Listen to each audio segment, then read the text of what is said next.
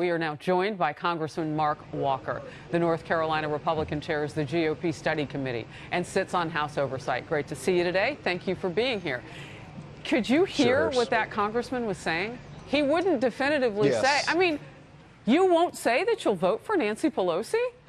A lot of Democrats are saying they won't. No, and you're going to see more and more of that. And I know Raja, he's a good, represents well from his particular part of Illinois there. But more and more discussions are now coming forward. We know about these discussions, but the Democratic Party in the House are beginning to implode under Nancy's leadership. Raja just talked about bread and butter issues economically.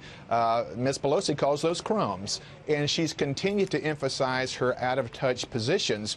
Now I believe it's finally starting to come to the forehead. Now, the interesting thing, in the past, in the background, she has bankrolled a lot of these candidates that when they arrived there, their allegiance was to Nancy Pelosi. But here's the interesting fact, Harris. Now, Ascaria-Cortez is running so far to the left of Nancy Pelosi, it's undermining her own authority, which is completely imploding what we've seen in the House over the last couple of months. So that's what I was asking the Democrat congressman about. They are oppositional in their politics, and they skew very differently. And we saw with Bernie Sanders, Senator Sanders, taking on formerly presidential candidate Hillary Clinton, those audiences for voting are very different. Oh, there's no question about it. And if you look at Nancy Pelosi, which has the highest unfavorables of elected political official, when you have somebody who's even going further extreme radical left than her positions, I think it's very frightening for a lot of Americans. And it may be one of the deciding factors that allows Republicans to keep the House majority for an unprecedented term once again here in the midterm November elections. You know, Congressman Walker, you have been around the Hill and have bipartisan relationships that you're known for. So I just want you to help me do a deeper dive. How in the world did the party get to the point for Democrats where their choices are the woman with the highest unfavorables for leadership versus a woman who struggles to even name who the leadership is, doesn't understand the Middle East really, probably, you know, left the Bronx not anticipating that she'd be asked about a broader economy? What happened to who was in the middle?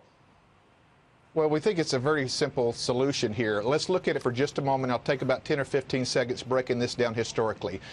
These last two elections are the first time in history that 240 or more Republicans have been elected to the U.S. Congress since 1913, when we expanded to 394 to 435. Now, on top of that, if you go back to 2010, this is now 8, could be 10 years of Republican control. We believe it's the reason that the American public do not want government control of their lives.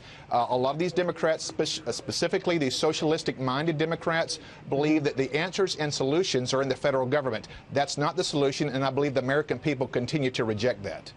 So Republicans have something on their plate now, all of you, that you might not have even anticipated. Everybody has seen in past presidencies in that first term, sometimes the House will flip.